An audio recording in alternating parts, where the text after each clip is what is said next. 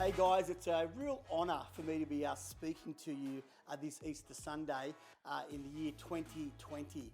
I've got to be honest with you, out of the last 25 years when I've actually done an Easter message, it's always been to a live audience. And this year I'm just looking straight down to the camera, but I want you to know that it doesn't change the message. Whether you're in a church or whether you're out of a church, whether you're watching online or whether you're somewhere live, the message of Easter is still the same. Now, there's something I want to chat to you about today. You know, on Good Friday, I was at home and like most of us, and I flicked on the television and there was an Easter service on one of the stations. And it was more of a traditional service.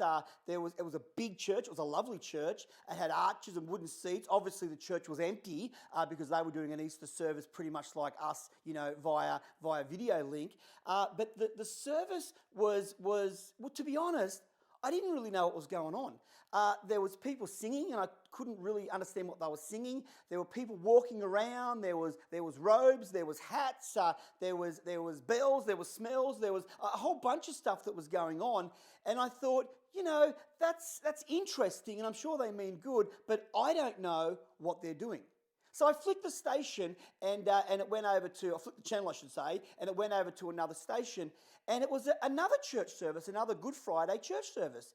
Same sort of thing. Lots of tradition, lots of religion, a bunch of stuff that's happening there, but to be honest, I didn't really know what was going on.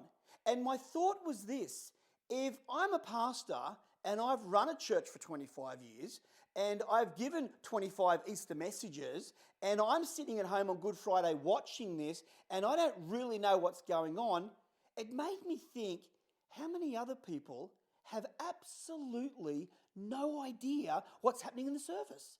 I mean, it's televised, and you may have been there in years gone past, but do we actually know what's going on? Do we actually know why they're doing what they're doing? Now, I'm not criticising them. I know that they mean well, and I'm convinced they've got a relationship with God, and what they're doing is helping them connect with God and helping them honour God in the way that they do it. But I didn't know what was going on. I didn't know what they were doing. And I thought, you know what? If you've only ever seen an Easter message on television, or you've only ever been to a wedding or a funeral, and the pastor there that's doing the job of running the church or marrying the couple or doing the funeral, if they're doing a whole bunch of religious stuff and you don't know what's going on, I don't know how that helps the average person like me connect with God. And I wanted to encourage you today. There is a bunch of stuff that will help you connect with God. God is real, and I want to encourage you. If you want to, when you get off this video, if you want to go and search, Elevation Church or Voo Church or Craig Rochelle or Andy Stanley or Brian Houston or Coastside Church, there's a bunch of stuff on there that will actually make sense. And it will help you connect with God. It will tell you how to connect with God. It'll give you information about how God works. And it's in honest, real language that's going to help you not just understand the message of Easter, but actually help you understand the message of what God has done for this world, and what Jesus has done for this world, and why Easter is here in the first place, and why the whole planet stops and has Good Friday and Easter Sunday, and why we do that in the first place. Because I want to tell you something. It's not just about a public holiday.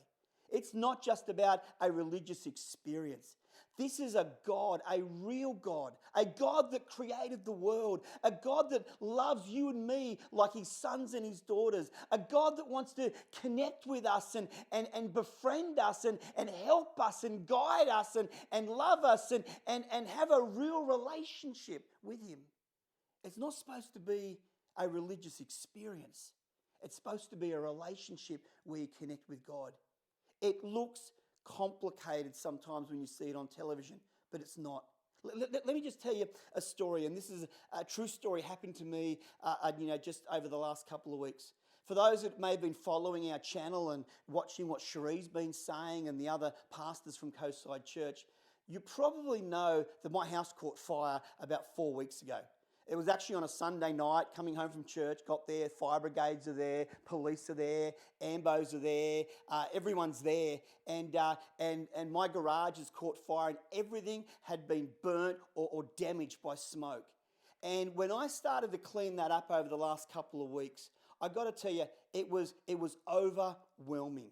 And when I started to look at the junk that I had, and I started to look at the stuff that was left in the garage, because the house I live in was my dad's. He lived here for 10 years, and then he moved to a retirement place, and now I've lived here for 10 years. There was 10 years of his junk. There was 10 years of my junk. There was stuff that I'd collected because one day I was going to use it, and there was stuff that I liked and stuff that I didn't know I had and stuff that was sentimental and stuff that I had from school. I found my kindergarten photos in one of the boxes that I was going through just in last week.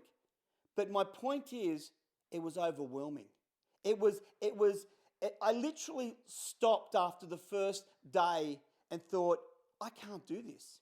There is too much stuff. There is too much to do. It is too complicated. There's so much that I've got to get done.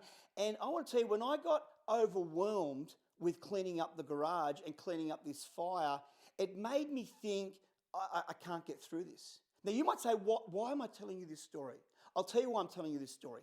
Because I just started cleaning the garage.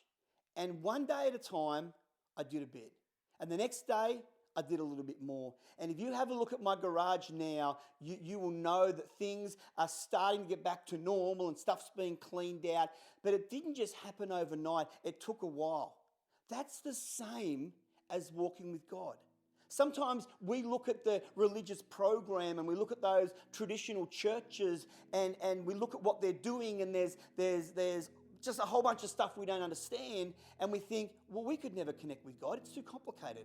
It's overwhelming. I don't understand the religious practices I need to do, or when to sit and when to stand and when to talk and when not to talk and when to pick up the cup, when not to pick up the cup. What do I wear? It can be overwhelming when you're trying to connect with God. And I want to tell you something. Don't let your relationship with God become overwhelming. And if you've never connected with God, don't let it become overwhelming. There's too much to do. I've got to go to church. Do I have to read the Bible? Do I have to pray? Do I have to do this? Do I have to do that? Listen, just start with one day at a time and say, you know what? I am going to connect with God. Do you know what? If He's real, I do want to know Him. Do you know what? If Easter has stopped the whole world and we have a Good Friday and a Good Sunday, every single year, then what is this about, and how can I just take one step closer to God? Just one step closer to knowing Him. Just one step closer to finding out how real He is and what He wants to do and how He can affect your life. And I want to encourage you. Here's step one. If you want to get closer to God and you don't know anything about Him, just say in your own heart right now, God, if you are real, then help me know you. If you are there, then speak to me, talk to my heart. And you don't have to start with all the things you have to do. Just start with a little inkling in your heart. God, if you're there, show me. If you're there, then just speak to me. If you're there, then just prompt me to do something and encourage me to know more about you. And I say this because walking with God is not about a massive big thing. It's not about something that you have to do 150 things just to work it out and to fit with the program.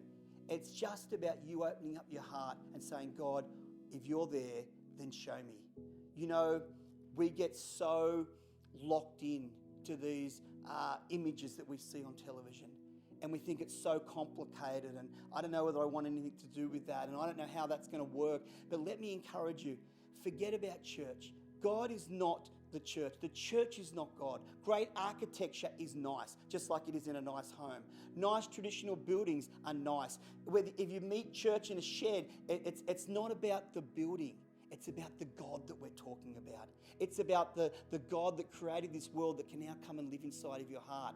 And it's about you taking one step towards Him. just one step towards knowing him. You know, ask him if he's there. If you know he's there, then take another step and say, God, then why don't you live in my heart? And when he starts to live in your heart, say, God, why don't you help me make good decisions in my life? When you start to make good decisions in your life, say, God, you know, I'm glad that you're my friend and I thank you for dying for me, you know, like we celebrate on Good Friday. And then say, God, I'm sorry for where I've gone wrong. It's not complicated. Just start with one thing and let the journey continue. The same way that my garage was overwhelming and day by day, bit by bit, I brought it back into line. That's how we walk with God, day by day, bit by bit. Don't be overwhelmed with how do I become a Christian. Don't be overwhelmed with how do I connect with this God that I can't see. Just open up your heart and simply start walking with him. Listen, I'm going to pray for you right now. Whether you're in your car, whether you're sitting in your office, whether you're I don't know, in the lounge room watching this on television, would you just pray with me right now? I'm going to pray for you, and I want you to pray with me, and let's connect with this God that we're talking about in Easter 2020. Come on, pray with me. Let me pray for you. God, I thank you right now for every person that's watching this. God, I thank you that you're touching them right now in their heart. God, I thank you that for those that don't know whether you're real, right now you're starting to speak to them. Right now they're starting to feel you in their heart. Right now they're starting to sense that you are real and that you're there. And God, I pray that as we sense you and as we know that you're there, we ask you to come and guide us. We ask you to come and live in our life. We ask you to help us make good decisions. We ask you to help us to be kind to everybody else on the planet. We ask you to help us be the person that you created us to be. And God, we thank you. We thank you for dying on that cross. We thank you that you rose again today, that we celebrate on Easter Sunday. We thank you that for every mistake that we have ever made, God, you have paid the price for that. And step by step and moment by moment, we can walk with you and we can get to know you. And we thank you for that. In Jesus' name, amen. You know, I pray that really helps you today. I pray that you can just see that there's a bigger picture with this God that we're talking about. I pray that you get straight offline now and Google Coastside Church and see what else we've got up, or Google any other of the other great churches that I mentioned before. You know, there's so much good stuff, and I encourage you to get involved in it. Now listen, I've got to go, and you've got to go. We're all going to go because I'm going to finish up. But let me encourage you, if you're not following us, follow us. Follow us on Facebook, Instagram. Follow us on the YouTube channel. Just click follow and get the notifications. We also have a church app that you can get. It's got a free Bible on it, and it's got all the stuff that we do here at our Coastside Church. Download that. Get the free Bible. Read it. Look at it. You can send texts to us through that, prayer requests through with that. We can connect with you. We can contact you. And every time we upload a video, you'll get a notification on your phone. So be a part of all that we're doing, and we really encourage you to hang in there and to really get to know this God that we're talking about. Have a fantastic Easter Sunday in the year 2020, and I can't wait to catch up with you again.